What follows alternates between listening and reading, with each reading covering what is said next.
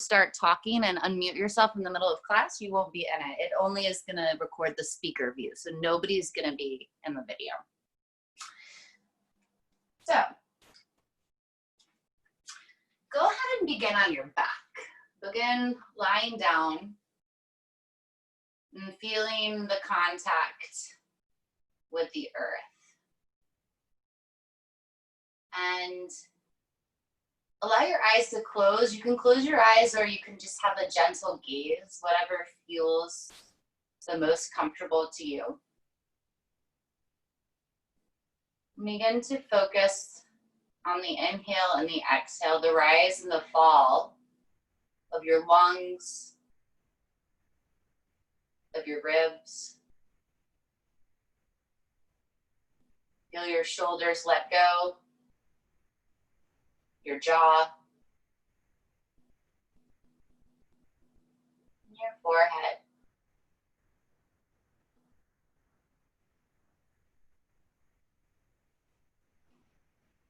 And today, as we move on the mat in this gentle flow class,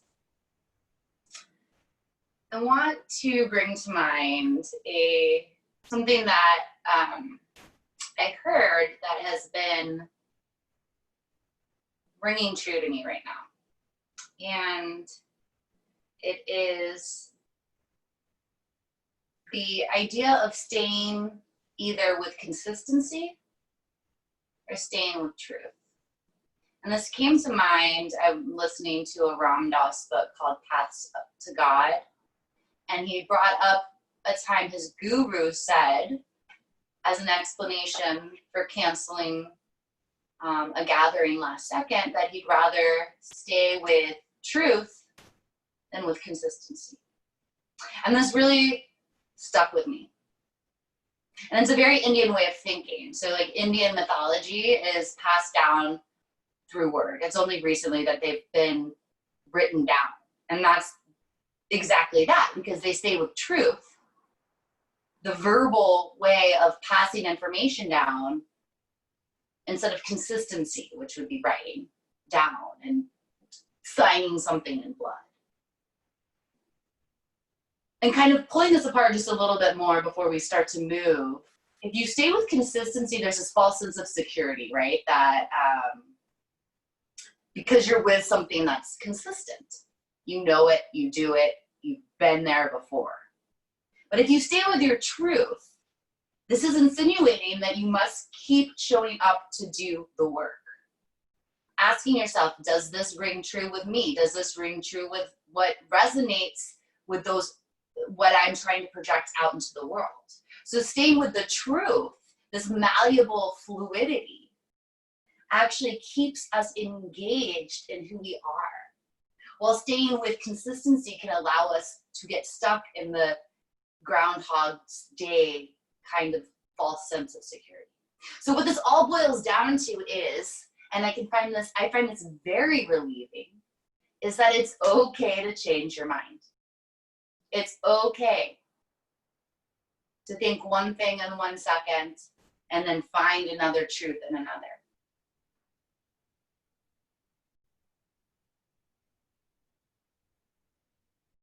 So with that, begin to lengthen the inhale and exhale. Feel the back body press into the earth, expanding the lungs and the ribs 360 degrees.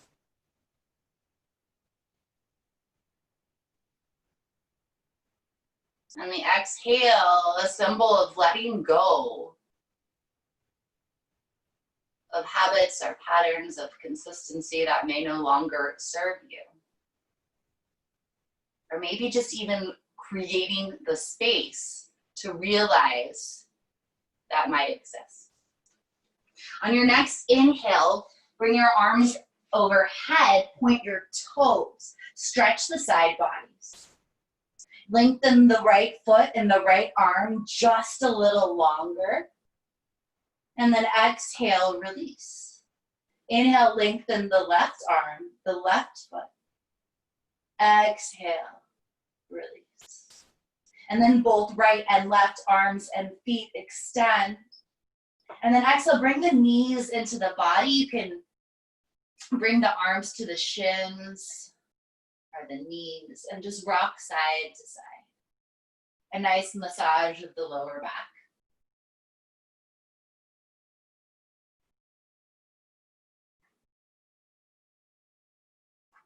Good. And then bring the left leg long, hug the right knee in towards the armpit. This allows a natural rotation of the thigh.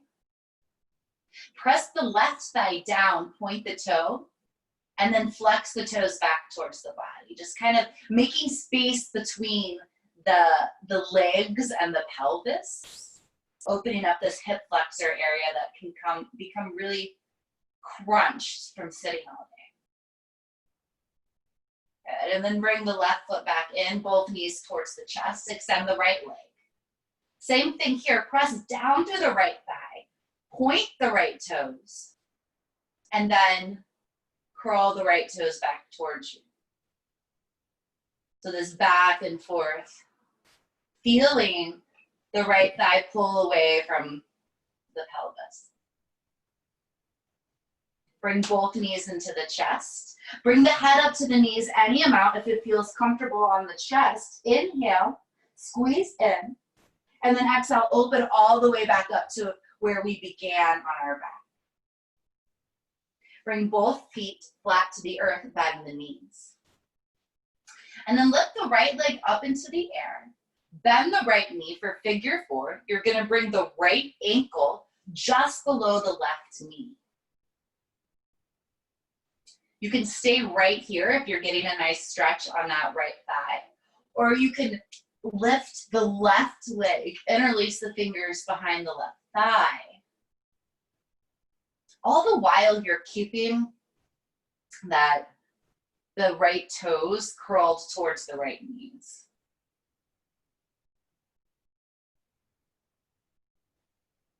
So in this figure four, we're opening up the hips, an area where we tend to hold a lot of emotion.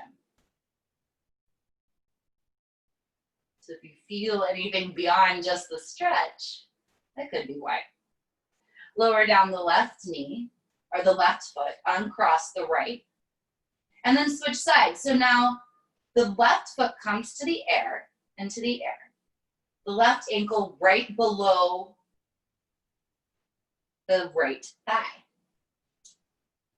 And choose your variation, noticing if one side feels a little tighter than the other. That's just showing us some of our habits of being seated or walking.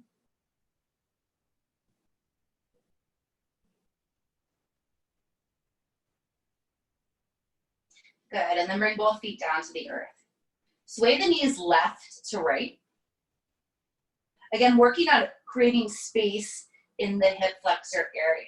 So each time your knees come down to one side, extend the top leg long. Reach the bone away, the femur bone away from the pelvis.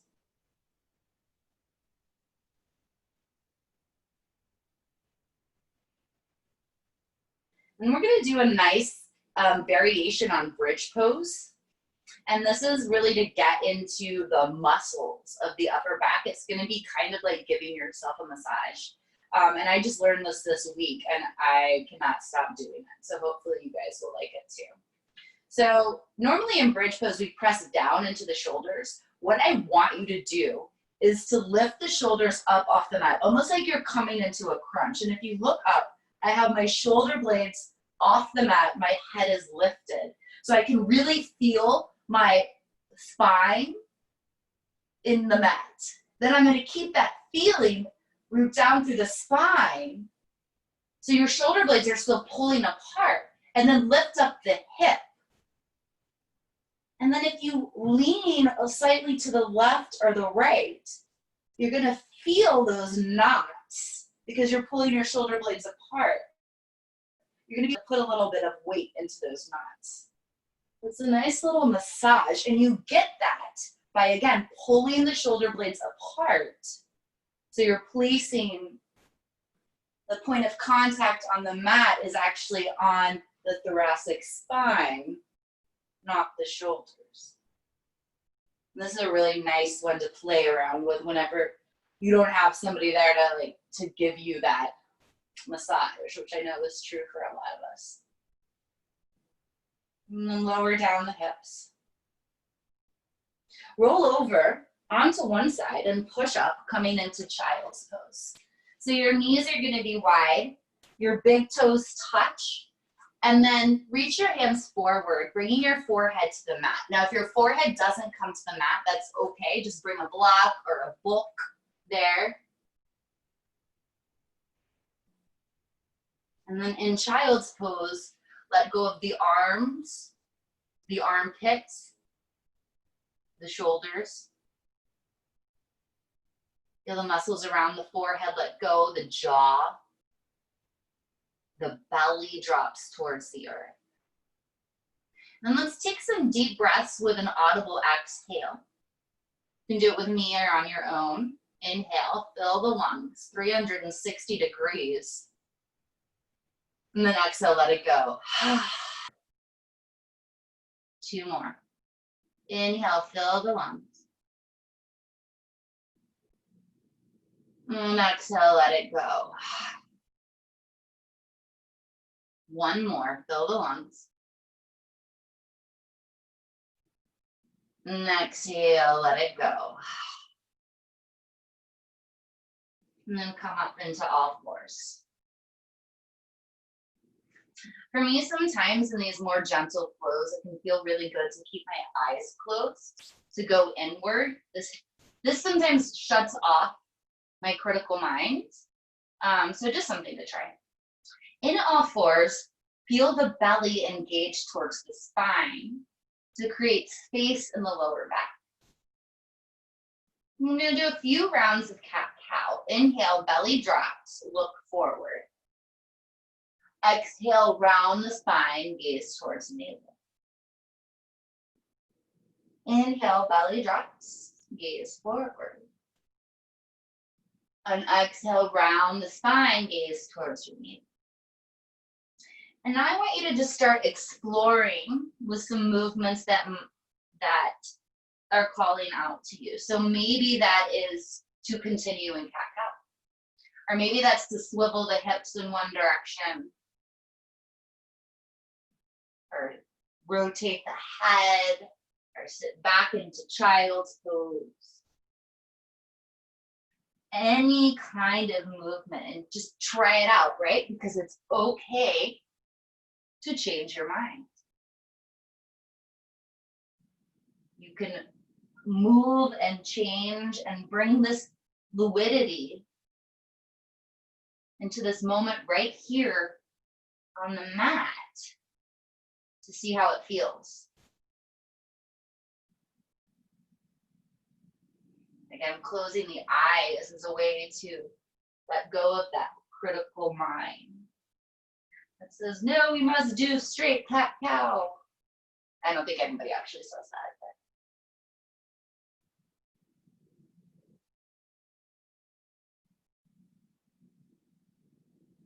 Good, and then come through center. Now belly towards the spine again. And it's just a simple engagement. It's not like suck it in kind of feeling. It's just so that you create space in the lower back. If the belly's not engaged towards the spine, dump your belly. Feel how you're bending into that lower back. The space becomes less. If you bring your belly slightly towards the spine, now you have space. Bring the right foot back, press into the right toes. So the bottom of the toes are on the mat, and press so that you're stretching the back of the leg, the back of the calf, maybe even the back of the foot. So move that leg around a little bit. We age first from our feet and our thoracic spine. So keeping a good routine of stretching the bottoms of your feet is great.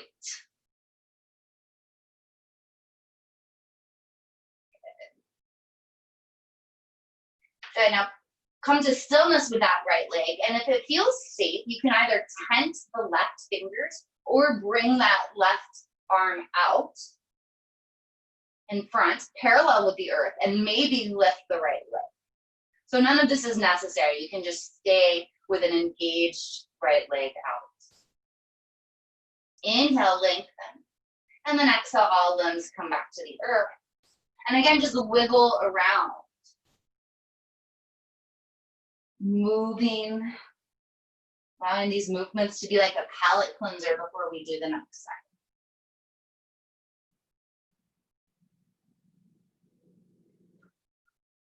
Okay, left side. So again, create space in the lumbar spine by bringing the belly towards the navel, or towards the spine. Yeah, there we go.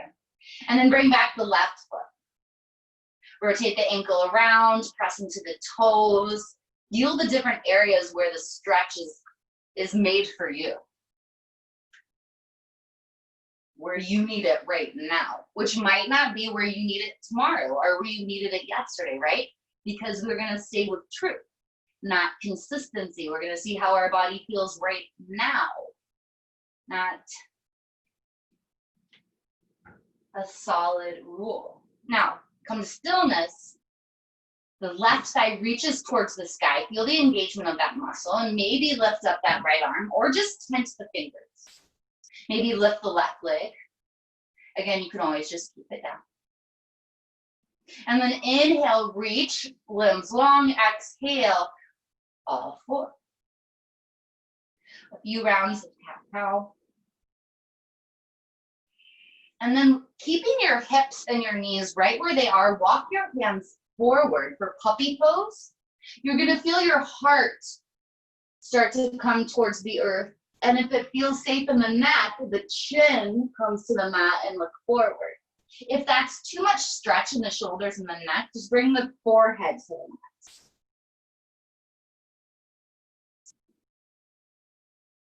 mat. And then play with keeping the arms lifted or keeping the arms on the earth, wherever you are.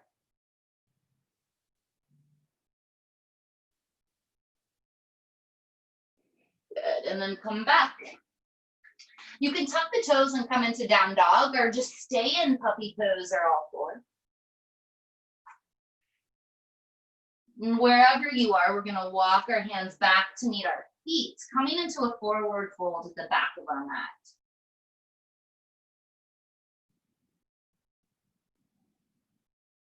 Bend the knees, hinge from the hips.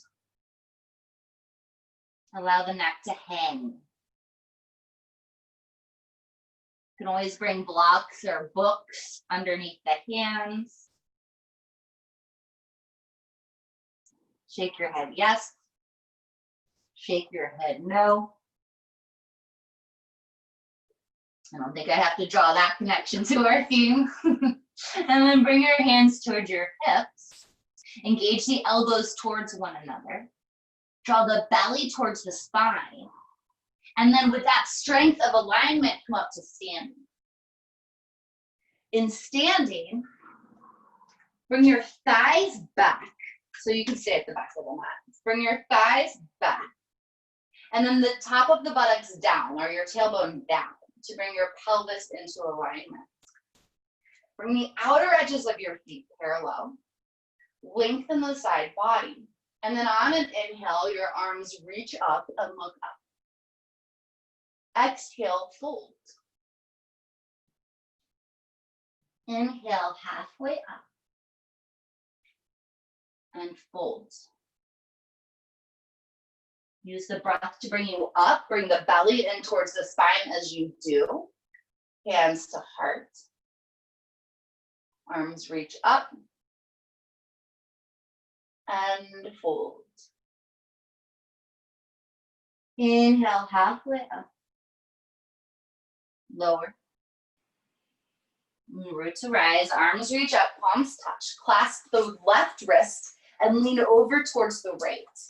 Root down evenly through both feet, and then send the thighs behind you, tailbone down, to neutralize the pelvis. Inhale, come up through center. Exhale, grab the right wrist, lean over to the left.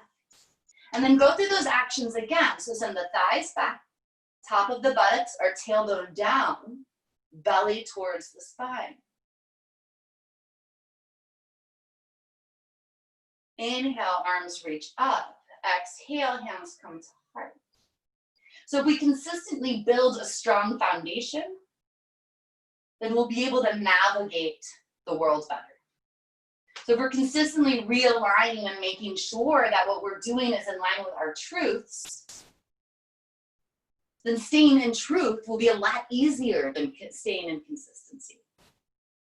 Inhale, reach the arms up. And exhale, forward fold. Now, walk back to downward facing dog. And then, or all fours. And then from here, if you're in down dog, walk your hands to your feet. If you're in all fours, bring both feet to the front of the mat and we'll meet in forward fold, Uttanasana at the front of the mat.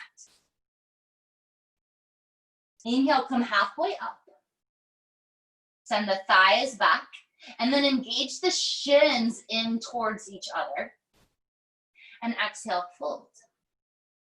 Tent the fingers and either taking one big step or lots of little steps. Left foot comes back, left knee down.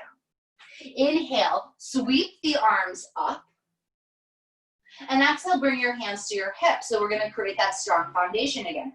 Belly comes into the heart, or up towards the heart. Root down through the knee. Root down through the heel, the right heel, so that it activates up all the way through the shin into the right knee. Inhale, swing the arms up. Arms straight. And if it feels healthier, bring the arms out wider. You can create more space in the shoulder area. And exhale, hands frame the foot. Tense the left fingers, which looks like this. Right? Tense the left fingers, bring the right hand to the right knee. Twist. So you're going to press hand into knee as you twist your ribs, your chest, and then your chin towards the right. You can stay right here or lift up that right arm towards the sky. And with each inhale, lift the head forward. With each exhale, twist slightly more from the ribs, the chest, and then the chin. Exhale, sweep the arm down. And then straighten the right leg any amount. Curl the toes back towards you. If you have a block or two blocks, this is a good place you can bring them to either side of your shin, but it's not necessary because you can always keep the leg bent to the degree that you need it. Lower down that foot, bend into the right knee. And then with one big step or lots of little steps, we'll return back to Uttanasana, forward fold.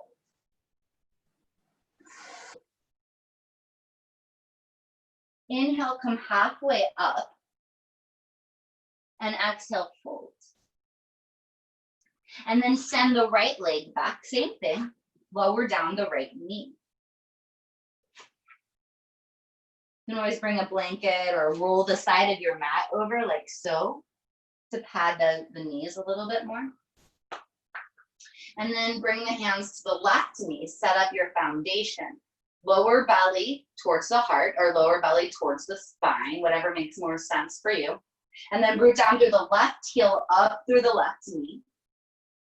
This is also going to plug the femur bone into the socket by engaging through that knee. You can feel the left hip come in more. Inhale, sweep the arms up. Sides of the neck back. If you have a lot of stability here, bring the right top of the foot down. If you want to create more stability, tuck the right toes. So I'm going to keep my right toes tucked right now. So sides of the neck back. And then the back of the head long. Exhale, hands come down either side of that left foot. And then we'll come back into child's pose. So knees come wide, big toes touch, forehead to the mat.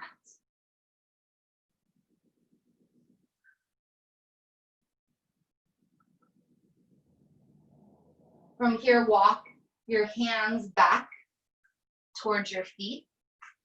If it's comfortable to sit on your shins, go ahead. If not, find any kind of seated position that feels good for you. So you can come around, bring the legs around.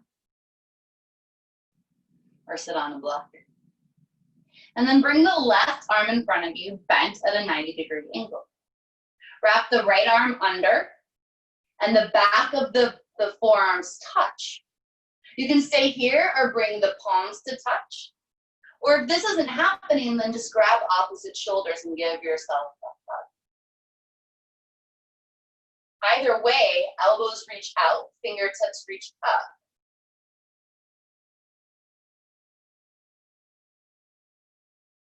And a nice shoulder stretch before we come down into Savasana.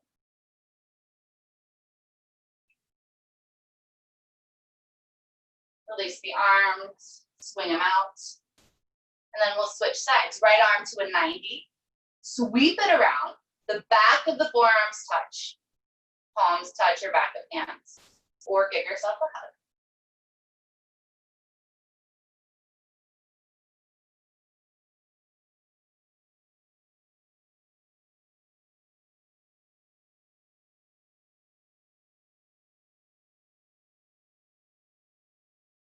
Then release the arms, swing them out.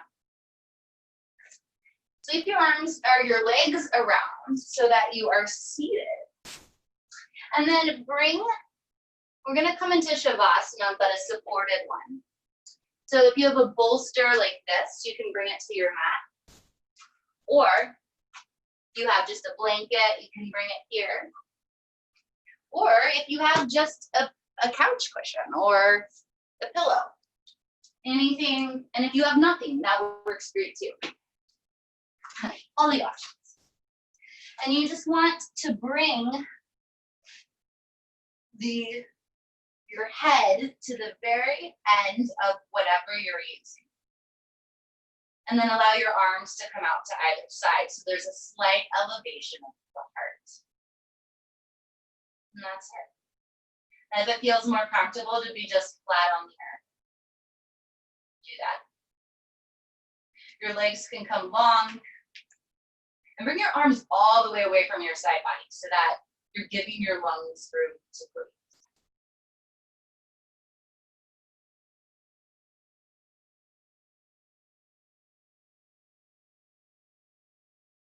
And with each breath,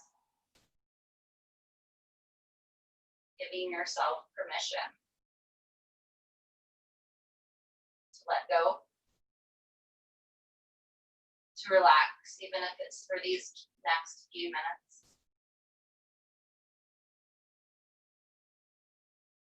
And to be fluid.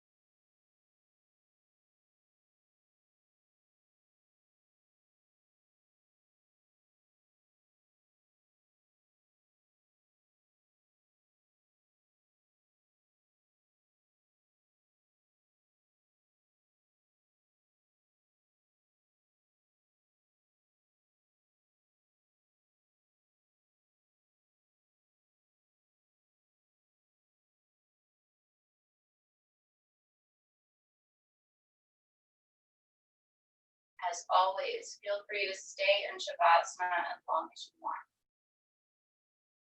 We're at the 30-minute mark. Like to come out, slowly bring movement back to your fingers and your toes. Gentle reawakening. And roll over onto one side.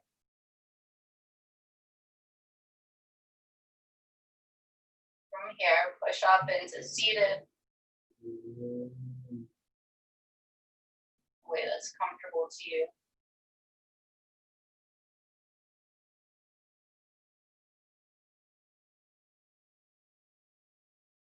And one more little stretch. Bring both palms to either side of your collarbones. And just pull down as you lift up through the top of the head. Nice little opening in the front chest, creating space both physically but also allow it to be a symbol of creating space for fluidity in your life.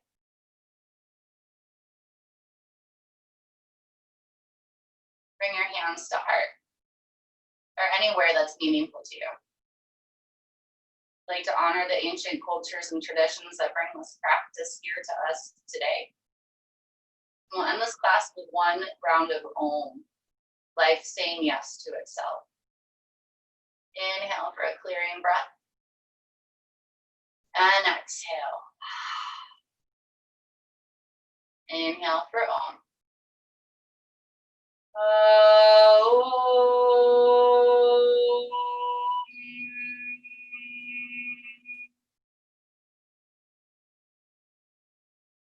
Gently flutter your eyes open. Thank you so much for sharing this class with me. So great.